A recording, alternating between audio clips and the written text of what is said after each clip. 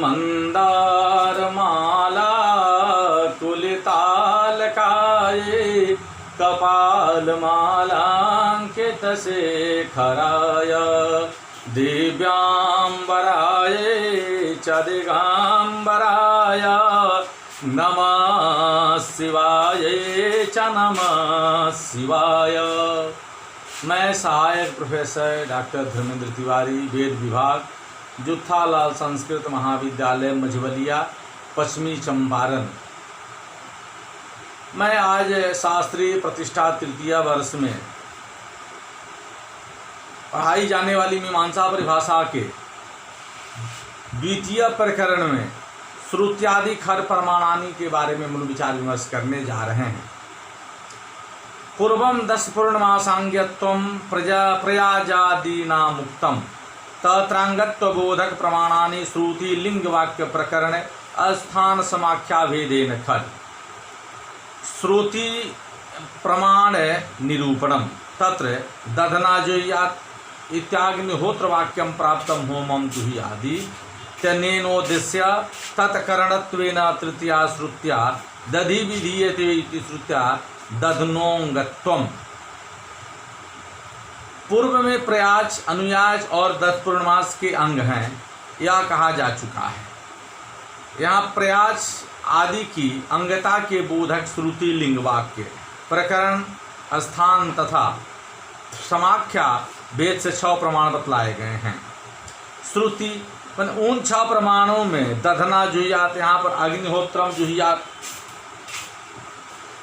जुह्यात स्वर्ग काम, इस वाक्य से प्राप्त होम को जुह्यात इस पद से उद्देश्य करके होम के करण के रूप में अर्थात होमांगत्वेन तृतीया श्रुति से अर्थात दधना, यहाँ पर दधि पद के उत्तर तृतीया विभक्ति रूप श्रुति से दधि का विधान किया गया है।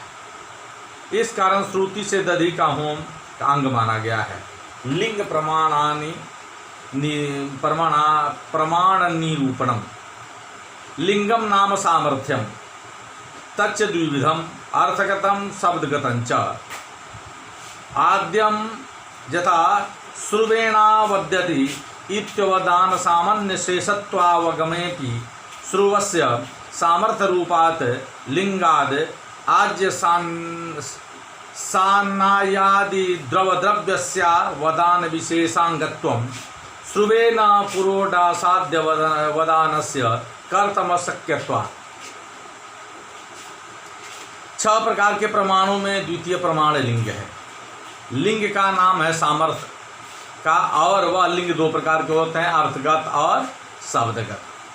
अर्थात अर्थगत का उदाहरण है कि श्रुवेणावद्यति, यहाँ पर अद्यवती से केवल अवदान का कारण ज्ञात हो रहा है और अवदान का करणीभूत अंग श्रुव है, इसलिए श्रुवेणावद्यति इस विधि वाक्य से अवदान माने सामान्य का से सत्व, अंगत्व का श्रु में अवगम अर्थात निश्चय होने पर भी श्रु को सामर्थ्य रूप लिंग से आज्य माने घृत का, सन्नाय माने दूध, दधि आदि कोमल द्रव्यों के अवदान विशेष का ही अंगत्व प्राप्त है, क्योंकि श्रु से पुरोडास आदि कठिन द्रव्यों का अवदान खंड करना अशक्य है। शब्दगतंतु लिंगमर्थ प्रकाशन सामर्थ्यम यथा अग्नेत्वा जुष्टम निर्वपामि इति मंत्रस्य निर्वाप प्रकाशन सामर्थ्य रूपात् लिंगानि वार्पांगत्वं यस्य मंत्रस्य जत प्रकाशन सामर्थ्य तस्य तदंगत्वम। और शब्दगत लिंग अर्थ प्रकाशन सामर्थ्य रूप है, अर्थात अर्थ के प्रकाशन का सामर्थ्य शब्द में ही है। जैसे अग्ने त्वा जुष्टम निर्वपामि, यह मंत्र निर्वाप रूप अर्थ के प्रकाशन में समर्थ रखता है, अतः उस सामर्थ्य रूप लिंग से निर्वाप का अंग हो जाता है, क्योंकि जो मंत्र जिस अर्थ के प्रकाशन में समर्थ होता है वह मंत्र उसका अंग माना जाता है। वाक्य निरूपणम।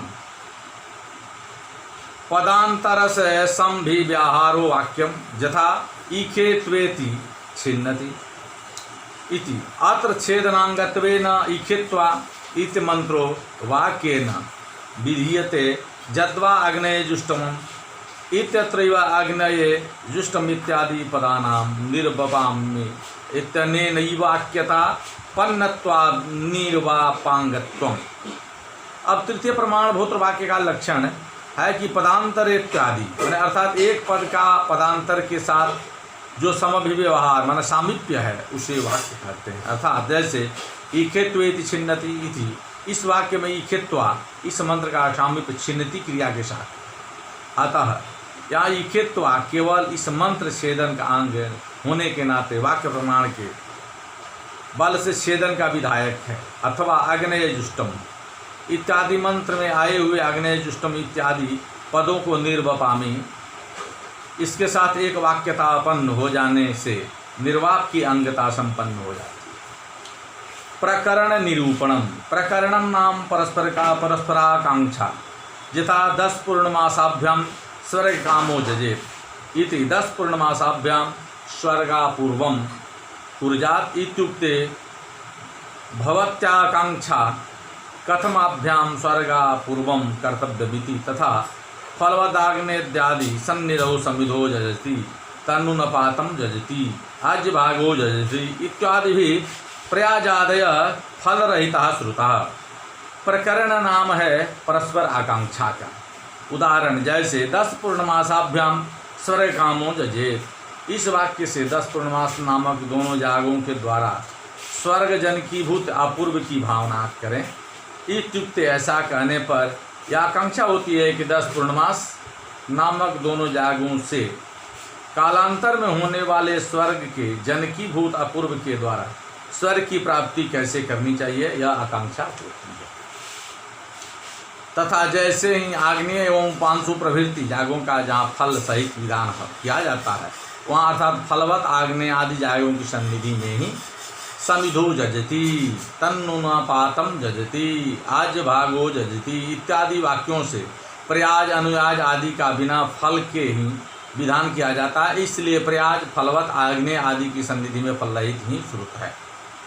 तेषां वाक्य स्ववाक्येषु फलाश्रवणात् भवती प्रयोजनाकांक्षा किमे तेषां प्रयोजनमिति ततस्य प्रयाजादीनां प्रयोजनाकांक्षायां 10 पौर्णमासयोः कथं भावाकांक्षायां परस्पर कांक्षा लक्षणेन प्रकरणेन प्रयाजादीनां सर्वेषां 10 पौर्णमासात्मत्वं निश्चीयते।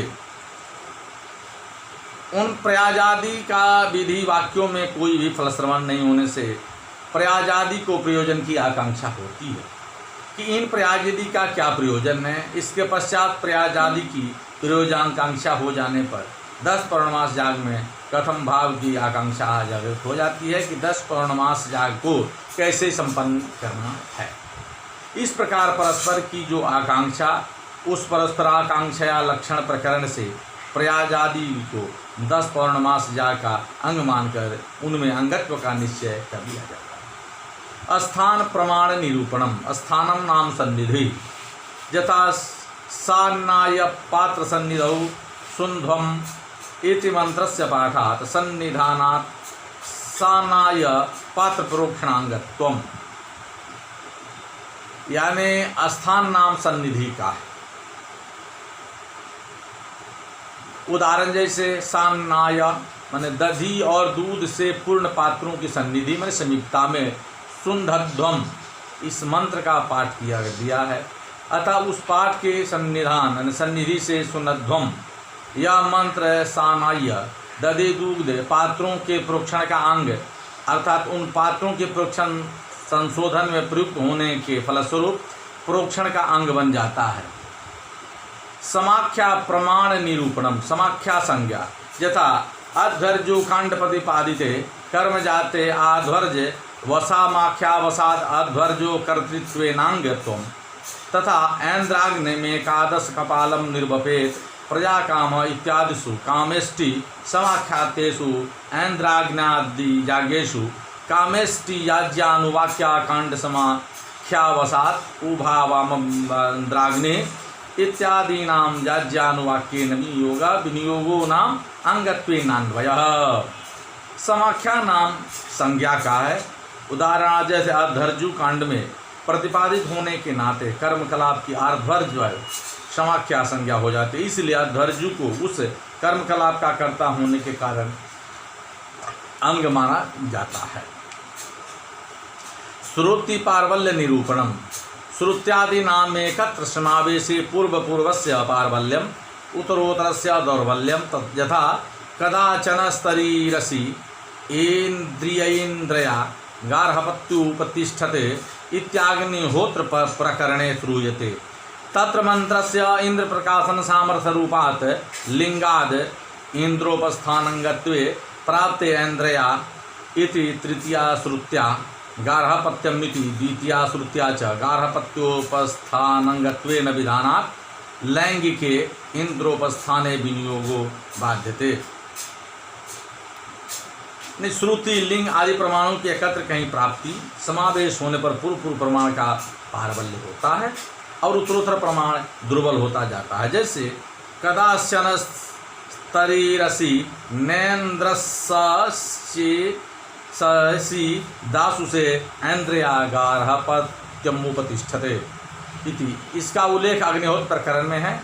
वहाँ मंत्र को इंद्र के प्रकाशन का जो सामर्थ्य है उस सामर्थ्य रूप लिंग से इंद्र के उपस्थान का अंगत्व प्राप्त है और ऐन्द्रया इस तृतीया विभक्ति रूप श्रुति से और गार्हपत्य इस द्वितीया श्रुति से गार्हपत्य के उपस्थान का अंग होने से पूर्वोक्त मंत्र का गार्हपत्य के उपस्थान में विनियोग है। वहीं कहा है कि ऐन्द्रया इति तृतीया श्रुत्या माने गार्हपत्यम इति द्वितीया श्रुत्या च गार्हपत्योस्थानंगत्वे विधानात्।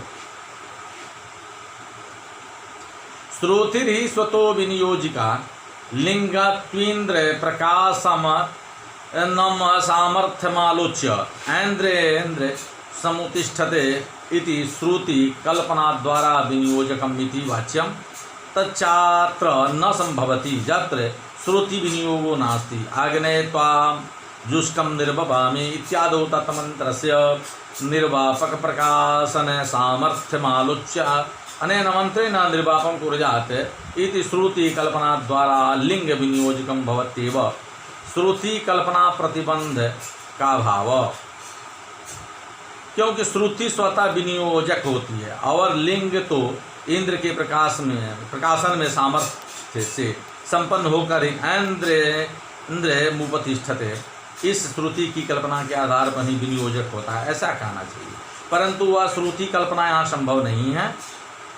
जहाँ श्रुति द्वारा विनियोग का विधान नहीं होता वहाँ लिंग से श्रुति की कल्पना की जाती है। जैसे अग्नि आत्वा जुष्टम निर्वपामि, यहाँ पर मंत्र का निर्वाप रूप जो अर्थ है उसे प्रकाशन में सामर्थ्य रूप लिंग को देखकर समझकर अनेन मंत्रेण निर्वापं कुर्यात्, इस मंत्र से निर्वाप करना चाहिए। इस श्रुति की कल्पना द्वारा लिंग की विनियोजक होता है, क्योंकि श्रुति की कल्पना में कोई प्रतिबंधक नहीं रह जाता। लिंगादि प्राबल्य विचार तथा स्योनन्ते सदनम कृणोमि तस्मिन् सिद्ध इत्यत्र तस्मिन्निति तत्शब्दस्य पूर्ववाक्यार्थ सापेक्षतया एक वाक्यत्व भानाद वाक्य प्रमाणेन द्वयोरेकमन्त्रत्वं भाति लिंगेन तु भिन्न मंत्रत्वं भाति। आद्यस्य सदन प्रकाशन सामर्थ्यात् तस्मिन् सिद्ध इत्यस्य साधन प्रकाशकत्वात् तत्र वाक्यपेक्षया लिंगस्य प्राबल्याद् वाक्यं बाधित्वा लिंगेन स्योनन्ते इत्यस्य सदनांगत्वं तस्मिन् सिद्ध इत्यस्य सांगनागत्वम् इति निर्णयः। वैसे ही स्योनन्ते सदनम कृणोमि तस्मिन् सिद्ध, यहाँ पर तस्मिन् इस उत्तर वाक्य घटित तत्तद शब्द पूर्व वाक्यम सोनन्ते इत्यादि पूर्व वाक्य में अर्थ में सापेक्ष होने के कारण दोनों में एक वाक्यता का भाव होता है। इसलिए पूर्वोक्त दोनों मंत्र वाक्य प्रमाण के द्वारा एक मंत्र नहीं मालूम होते हैं, परंतु लिंग प्रमाण से दोनों मंत्र अर्थात स्योनन्ते इत्यादि मंत्र तथा तस्मिन् सिद्ध या मंत्र भिन्न भिन्न प्रतीत होते हैं, क्योंकि आद्य सोनन्ते इत्यादि मंत्र सदन स्थान पूर्वडास के स्थान के प्रकाशन में सामर्थ्य रखता है और तस्मिन् सिद्ध या मंत्र सीदन पूर्वडास के उस स्थान में स्थित हो जाने रूप का अर्थ प्रकाशक है। तत्र मन वहाँ वाक्य की सापेक्षा लिंग प्रमाण परावल्य देखते हुए किरणों में इस लिंग से तस्मिन सीध इस सांगनांग बोधक वाक्य का बाद करके लिंग से स्योनन्ते इससे प्राप्त हो जो सांगनांगत्व निर्णय और तस्मिन सीध इससे प्राप्त हो साधनांगत्व निश्चय, इन दोनों के टकराव को देखते हुए किरणोमी इस लिंग से प्राबल्य के आधार पर सदनांगत्व स्नान निर्माणांगत्व ही मान लिया जाता है। अन्यथा लिंग प्रमाण को वाक्य प्रमाण की अपेक्षा मानना पड़ जाएगा। इससे सिद्धांत भंगाधिपति रूप दोष भी आ जाएगा।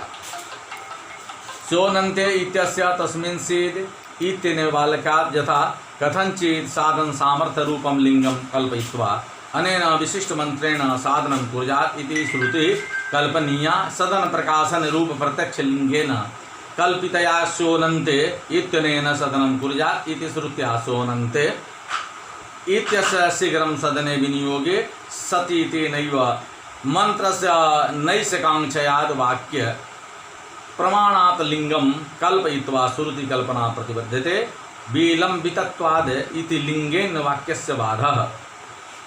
स्योनन्ते इससे कि तस्मिन् सीध के इसके साथ एक वाक्यता के बल से यथा कथित किसी प्रकार का साध सामर्थ्य रूप लिंग की कल्पना करके फिर इसी विशिष्ट संपूर्ण मंत्र से घृतस्य धारया सुखेव परिकल्पयामि तस्मिन् सीदामृदे प्रतिष्ठ विहीणाम मेघ सुमनस्य मानः, अर्थात विहीणाम मेघ मैंने व्रीहियों के सारभूत हे पुरुडास तेरे लिए स्योनम मने सुंदर, सदनम मने स्थानम, कृणोमी मने बनाता हूँ।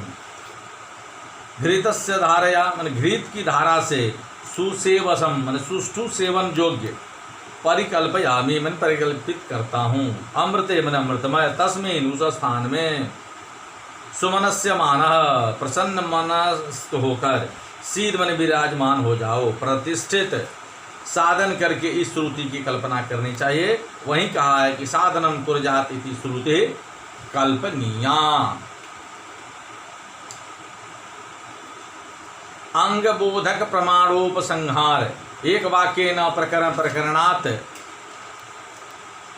कर्मस्य क्रमात् समाख्याया बाधो विदितव्य स यथा श्रुत्या वाक्यादेर विबाधः तदेव मंगता बोधक प्रमाणानि श्रुत्यादि निरूपितानि। इसी प्रकार आगे भी श्रुति लिंग के समान ही वाक्य की प्रकरण के क्रम से समाख्या का बाद हो जाता है, ऐसा समझ लेना चाहिए। और श्रुति से तो वाक्य आदि सभी का बाद होकर इस प्रकार अंगता बोधक श्रुत्यादि 6 प्रमाणों का निरूपण किया गया है। अथ अंग निरूपणम अंग लक्षणम तच्चांगत्वम से सत्वम पारार्थ्यमिति यावत् परोदेशेन प्रवृत्ति कृति व्याप्तम परार्थम प्रयाजादीनां 10 पूर्णमासोद्देन मासोद्देशेन प्रवृत्त पुरुष कृति व्याप्यत्वात् लक्षण संगति दर्शादे प्रयाजाद्युद्देशेन प्रवृत्त कृति विषयत्वाभावान्नाति व्याप्ति केवल प्रयाजादीनुदिश्य कस्य किंचिदपि पुरुषस्य प्रवृत्तेः।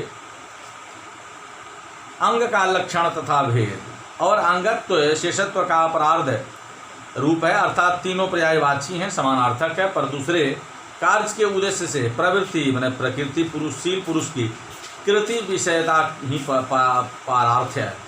जैसे प्रयाज अनुयाज आदि को 10 पूर्णमास याग के उद्देश्य से 10 पूर्णमास याग के करने में प्रवर्तमान पुरुष की कृति का विषय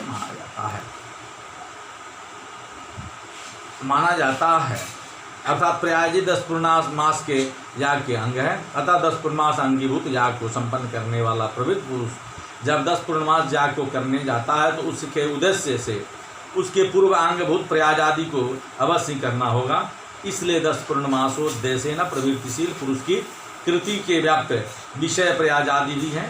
तादृश कृति व्याप्यत्व कृति विषयत्व ही प्रयाज आदि में पारार्थ रूप अंगत्व का लक्षण संगत हुआ और दर्शादि अंगीभूत याग में प्रयाजी के उद्देश्य से प्रवृत्त पुरुष की कृति व्याप्यता के न रहने से अंगे में अंग के लक्षण की आगमन प्रयुक्त व्यतिव्याप्ति भी नहीं है, क्योंकि केवल प्रयाग के उद्देश्य से किसी भी पुरुष की प्रवृत्ति होती है। सन्निहितोपकारकांग निरूपणम तानंगानि द्विविधानि सन्निपत्योपकारकानि आराधोपकारकानि चेति यानंगानि साक्षात् परंपरया वा प्रधान याग शरीरम निष्पाद्य तद्वारा तदुत्प्रयोगी योगिनी तानि संयोपकारणानि तथा ब्रीयादि द्रव्यानि तत्संयुक्ता वहनेन प्रोक्षणादीनि अज्ञानिनि देवता तत्संयुक्त याज्ञानुवाक्य वचनादीनि। और वे अंग दो प्रकार के होते हैं, सन्निपत्योपकारक तथा आराधोपकारक। जो अंग साक्षात अथवा परंपराया प्रधान जाग जन्य जो उपपत्य पूर्व हैं उसके जो उपयोगी अंग हैं वे सन्निपत्योपकारक अंग कहे जाते हैं। जैसे ब्रीहि आदि द्रव्य एवं ब्रीहि से संयुक्त संबद्ध अनन तथा प्रोक्षणादि, और ऐसे ही अग्नि आदि देवता से अनुवाक्य आदि भी माने गए हैं। अत्र प्रोक्षणादि ब्रीहिर्गतादिशय द्वारा आह्वानादेस्तु विमोकादि रूप दृष्टा द्वारा बृहादीनां पिष्ट द्वारा पूर्वोडास निष्पादकत्व तद द्वारा जाग शरीर तदुत्पत्य पूर्वोपयोगित्वंच जाज्यानुवाक्या देवता संस्कार द्वारा देवतायास्य साक्षात् जाग शरीर निर्वकत्व तद द्वारा जाग शरीर तदुत्पत्य पूर्वोपयोगित्वंच जाग्यस्य देवतोद्देशेन द्रव्य त्याग रूपत्वात् द्रव्य देव ते ही जाग स्वरूपम विदिशीधांच एतान्य च समवायिकांगानि उच्यन्ते। यहाँ जाकर में प्रोक्षणी को ब्रीहिगत एक अतिशय शक्ति के द्वारा ही पुरोडास का निष्पादक व निर्माण करता माना जाए। अर्थात ब्रीहियों के प्रयोक्षण से ही ब्रीहियों में एक अतिशय विशेष शक्ति उत्पन्न होती है। उस शक्ति विशेष स्वरूप अतिशय द्वारा निष्पन्न हुआ पुरोडास जागंग कहलाता है। ऐसे ही आवाहनन को तुष्विमोकादि वितुषी करण आदि दृष्ट साधन द्वारा ही पुरोडास का निष्पादक बनता है, क्योंकि जब तक आवाहनन से ब्रीहि के तुषों छिलकों द्वारा दूरीकरण सर्वथा नहीं हो जाएगा तब तक ब्रीहि का पिष्टीकरण ही नहीं हो पाएगा। इसी प्रकार ब्रीहियों पिष्ट द्वारा ब्रीहि का पिष्टीकरण ही नहीं हो पाएगा। इसी प्रकार वृष्टियों द्वारा पीठी द्वारा अर्थात पीसे जाने के बाद ही पुरोडास की निष्पादक हो सकती है। फिर वह पूर्वोक्त साधन अपने निष्पन्न हुए पुरोडास के द्वारा जाग शरीर जाग स्वरूप तथा जाग से उत्पन्न हुए अपूर्व के उपयोगी भी बनते हैं। तथा जाज्या अनुवाक्या जग में आहूत समस्त अग्नि आदि देवताओं के संस्कार द्वारा और देवता साक्षात जाग स्वरूप के निवर्तकत्व संपन्नत्व द्वारा जाग के से उत्पन्न हुए अपूर्व के उपयोगी होते हैं, क्योंकि जाग देवता